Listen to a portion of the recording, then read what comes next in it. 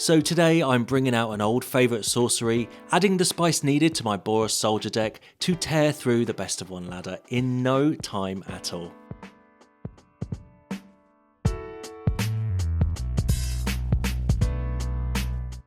Hey everyone, Hex here, and today I have my favourite aggro deck destroying every opponent who stands in our way.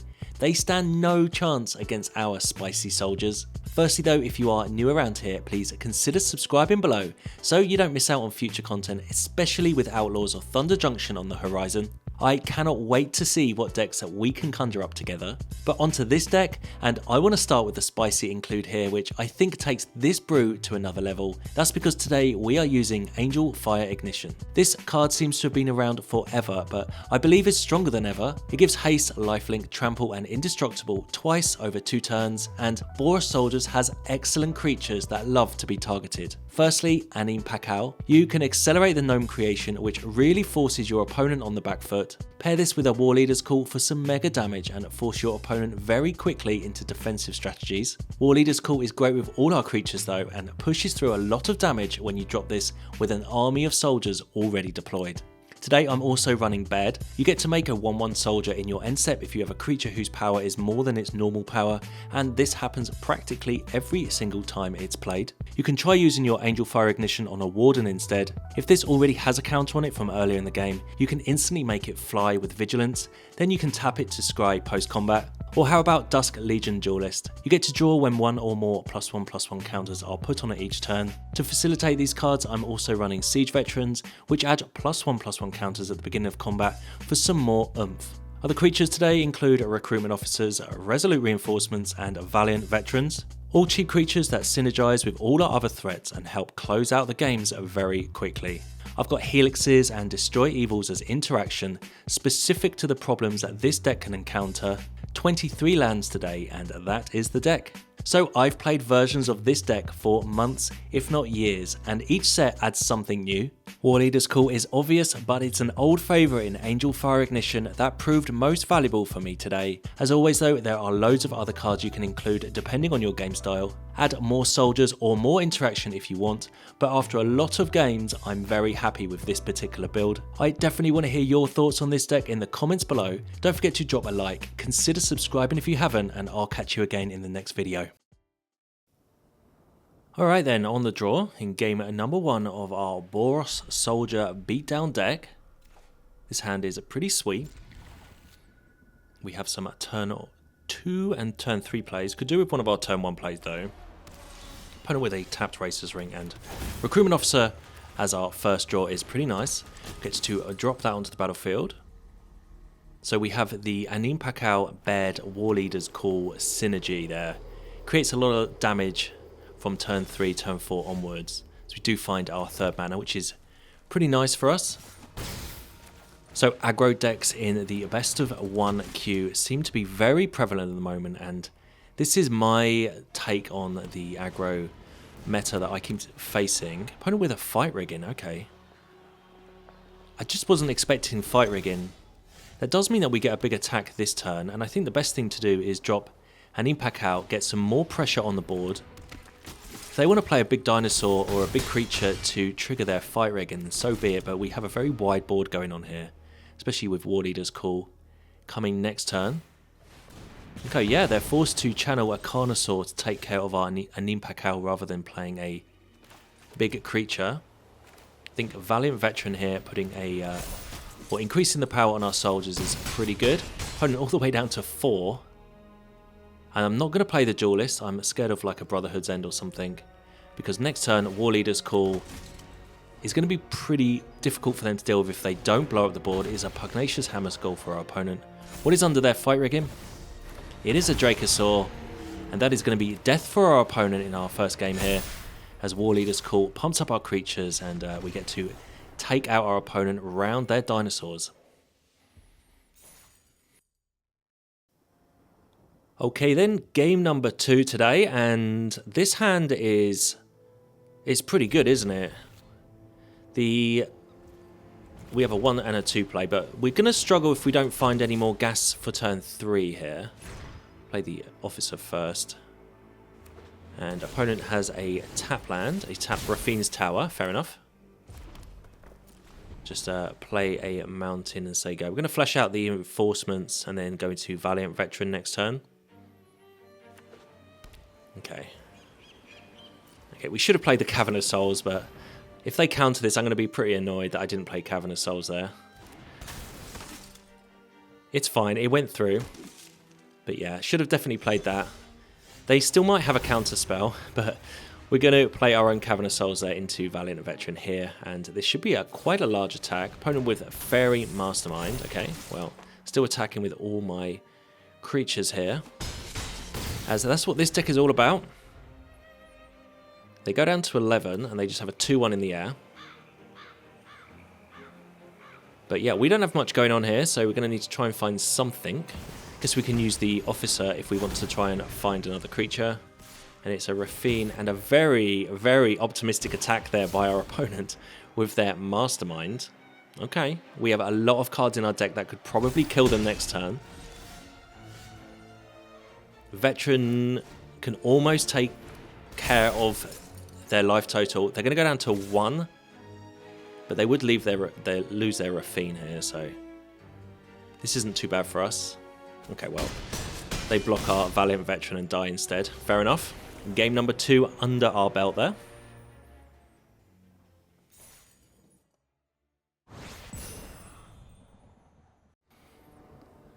Alright then, on the play in game number 3 here.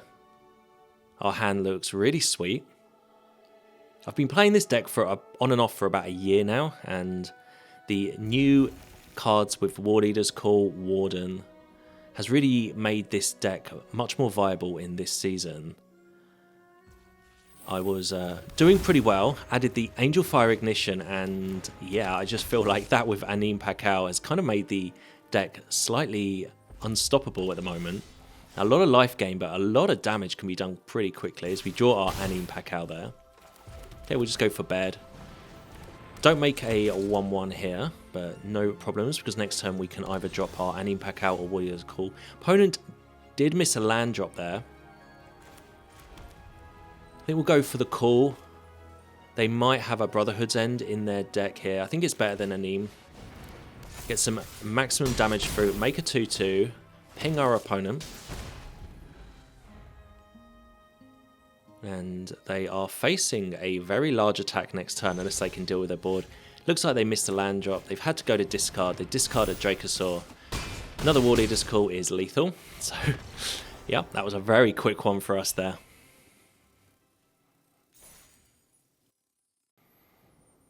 Okay, on the play. This is the kind of hand I wanted to see. I want to see how our deck works with the Warden and the Angelfire Ignition, because that is a nice little synergy. So is the Dust Legion Duelist. You get to draw a card with it, but let's go for Warden here. And I'm sure if you've played Standard at all any time over the last few months, you've all seen what Warden can do, especially with Resolute Reinforcements, which I think we'll main phase here, and then we can just scry, get a counter on our Warden, which is going to be all important for next turn if we find a land. So I'm looking for a land here. Okay, Sokenzan is perfect. The Warden gets flying and vigilance when it has 3 counters on it. It's already got 1, and Angelfire Ignition can pop another 2 onto it. So a different way our deck can start here. Opponent with a Jukai Naturalist, so enchantment deck probably. Okay, well let's go for the Ignition onto Warden here. It's a 4-5. Okay, well I want to attack, not tap. And yeah, we'll just leave it back as a bit of a blocker for the Naturalist. Could just tap our team there, but no need. We also have the Ignition as another play if we draw a land to get even more damage through.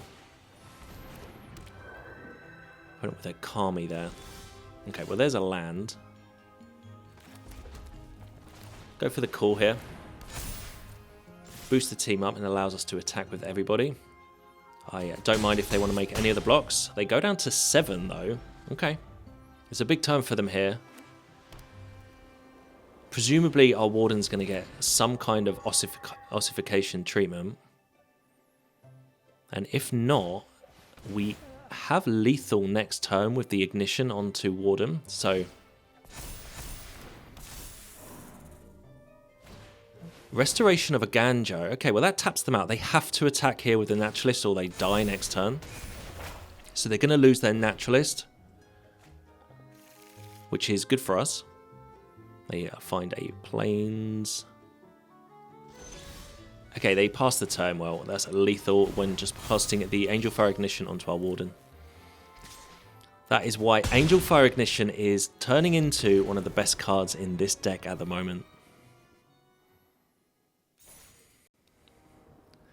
Alright then, on the draw. Another decent opening hand for us. We've won the last 4 games on the spin in barely any time. Want to keep that going as they play Cavernous Souls and Vampire. Okay. Could be a whole host of different decks we're up against here. Okay, Amalia.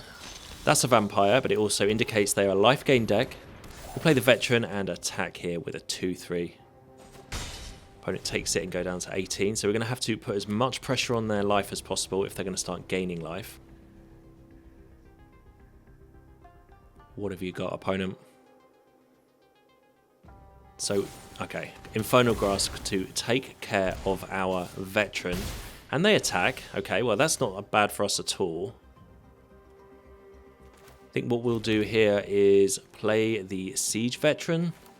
We can put a counter on the Warden. We can hit our opponent again. I think it's better to go on the Warden. Get in there. And if they want to attack with Amalia, so be it. I am not going to block. And then we've got Warleader's Call next turn with the Officer. So they're going to have to find a way to deal with our board. Otherwise, they are going to be swamped pretty quickly as we find a Destroy Evil. 2 of in the deck.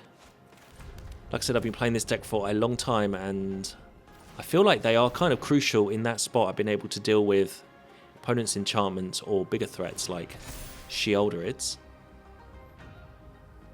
In this particular matchup, they might be able to deal with Amalia late on.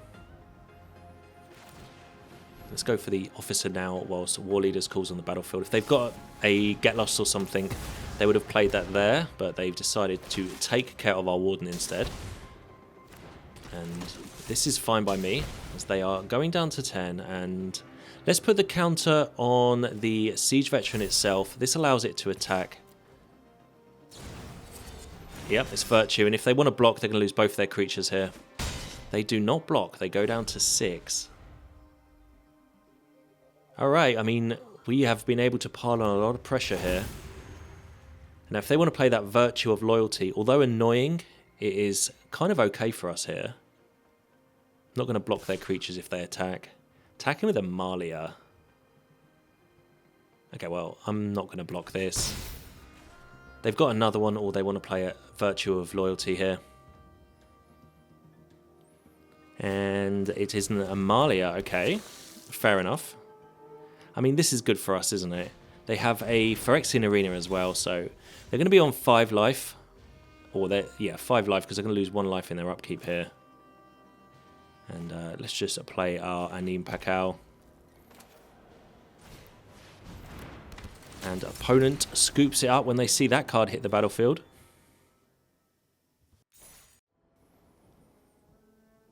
Alright then, on the draw, we're on a 5-game winning streak at the moment. Up against a Mr. Bubbles, it looks like. And our hand is... It's fine. Our hand's fine. We have Anim and Baird, which I really like. We don't really need a Destroy Evil right now. Opponent's been in the tank for a while. But I'm hoping that Helix can bail us out of any early trouble whilst we look to build a large army of creatures here. Okay, very slow start for us here. Is this going to be the time where we lose our winning run here up against Mr. Bubbles? Playing a Bant deck, it looks like. And that is a land or a Loam Speaker. Okay, as we find another land. So we could drop Baird here, but I just don't think that is good enough, as it will put the opponent on 4 mana next turn. So let's just Helix the Loam Speaker here. And bide our time a little bit. Not sure what we're up against just yet. Shigeki, okay. That card has got a big resurgence at the moment with the World Soul Rage decks. It's really nice at looping all their best cards. But with Shigeki on the battlefield, it says to me they may not have another land, so might have an opportunity here for the Anim Pakal to survive until next turn, which is important for us because it will help with Baird getting a 1-1. Oh, okay, Nissa. Okay, are they actually a World Souls Rage deck playing a few off-meta cards? I haven't seen that deck with a Loam Speaker in it. I've certainly seen it with Shigeki, but Angelfire Ignition on the Anim Pakal here. They can block our 1-1s, but they're going to take a little bit of damage from our creature here, and we're going to gain some life. We're going to go up to 27. Our creature has Indestructible, Trample, Vigilance, and Lifelink. So the Angelfire Ignition and Anim little mini combo is such a cool little interaction. If you have a Warleader's Call on the battlefield as well, you are creating a lot of damage on that turn. So Shigeki back to hand, land onto the battlefield. Nissa triggers, a lot of triggers here, so I'm not really sure what they're up to though, because like I said, they're slightly off meta. No red mana yet, and they're naming white with Nissa. So I feel like no incoming board wipe. That is a farewell. Okay. It's going to be a tough one, this one. Up against a good deck. Lots of life gain. So we find a Plains. So we could just go for the Angelfire Ignition back onto Anim for a considerable amount of damage here.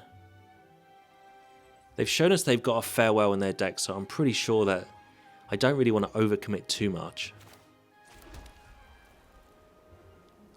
So let's go for the Angelfire onto Anim. Smash our opponent here, make a whole ton of gnomes. Do as much damage as we can right now. I'm pretty sure we're going to get board wiped. Okay, double blocks suggests that is what's going to be happening. And they go down to 8. We go up to 34. There was an argument to be said that we held that Angelfire Ignition back till later on in the game to give a creature haste. They did play no witnesses. And they're going to gain some life back here. Back up to 9, okay. Well, let's go for Baird and the Veteran make a 1-1. I think that's the best way to do it here. Keep rebuilding. And we have a clue we can sacrifice if we want to draw some cards. But we also have Destroy Evil to take care of any pesky enchantments our opponent might be jamming in their deck. Nissa back to the battlefield. Alright, so opponent here potentially could have a big turn. But we haven't seen too many big threats. It just seems to me that they just want to loop this Shigeki. They find no witnesses, so they're relying on a board wipe here. And that is a Anim Pakal and a Resolute Reinforcements. Alright. Resolute Reinforcements is nice because if they want a board wipe, we have some threats on the board. Our issue is we just can't seem to be doing too much damage to their life totals. They keep gaining so much life. This turn, I don't really want to put too much extra onto the board with the no witnesses in their hand. So I think best thing to do here is just smash with everyone. They'll go down to, or they'll take 5 or they'll take 4, but then we'll get the Veteran in our graveyard. And that's always a good way to get some extra damage through. Casting the Veteran from our graveyard. So we'll give the opponent an option here to block our Veteran. They do. Okay. They're going to go down to 4. We don't get a 1-1 out of it because the Veteran is dead. But yeah, potentially we've got lethal next turn with the Reinforcements and Valiant Veteran from the graveyard. Opponent with a Bramble Familiar. And another Familiar. Okay, so it looks like to me like they are chumping. And that's got to be good for us. I guess the 34 life we're on is a bit annoying for them if they do have a World Souls Rage in their hand. So we can't quite kill them here. I think they can go down to 1 if we play Anim and attack. No, because we can't do that and the Veteran on the same turn. So I think the best thing to do here is just play the Valiant Veteran, smash, and see what happens, see where we are after that. Okay, they are blocking all round, down to 2. Okay, now if they want to use their no witnesses on a 2/2 soldier token, that is got to be good for us. They're down to 3 cards.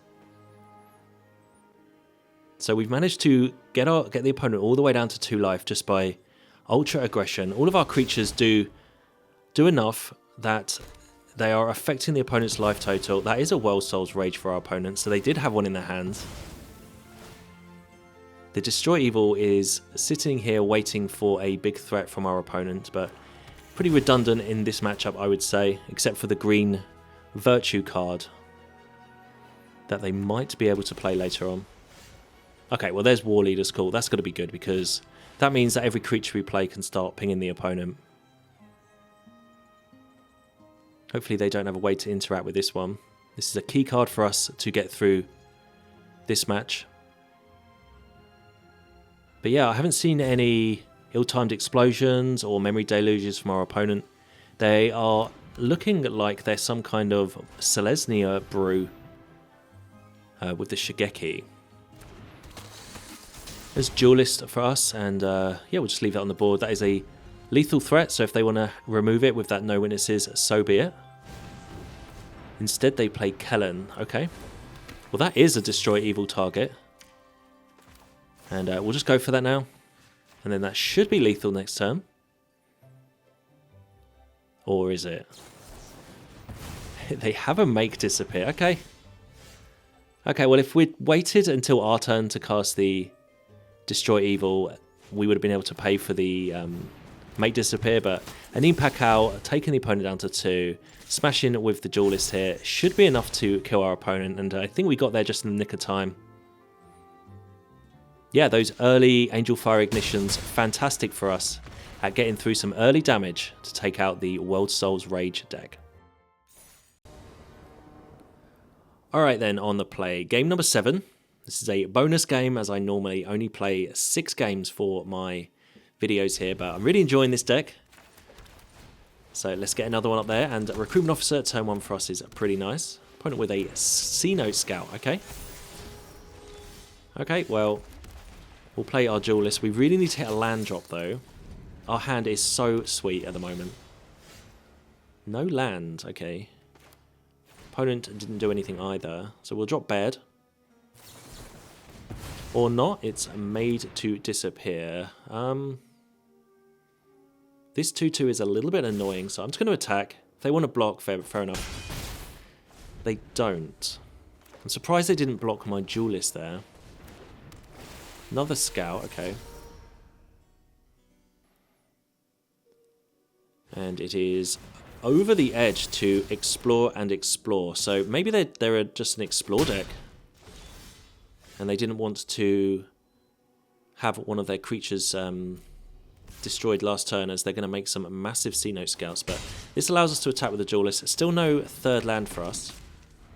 But we're doing alright. We're doing alright. Okay, opponent with 4 mana now, and they just pass the turn. Thank goodness for that. We find our 3rd mana, but most importantly, it is a Cavern of Souls, meaning we can cast our Anim Pakal here, and they can't use Make disappear. No good attacks at all for us this turn, so we'll have to pass the turn here. That Cavern of Souls was the perfect timing, as they were clearly holding open mana with that Make disappear in their hand. Ancient Imperiosaur for our opponent. Okay. So I played an Ancient Imperiosaur a week ago today. I really enjoyed that deck. I'll link it up in the top here, but we have a Destroy Evil for this particular kind of situation. That's why they didn't want to waste their C-Note Scouts early. And we get a massive attack here, all the way down to 5 for our opponent, and Angelfire Ignition next turn onto Anim Pakal should be lethal. So it was an Imperiosaur deck all along. Okay. Alright, well, Angelfire Ignition here onto Anim Pakal. Makes it a 4/5. We'll attack our opponent. It will become a 5/6. We'll make 5 gnomes. We'll attack our opponent with them. And this should be more than enough to go 7-0 with our Boros Soldier beatdown deck today. And that was all in about 30 minutes. So yeah, this deck is definitely really strong.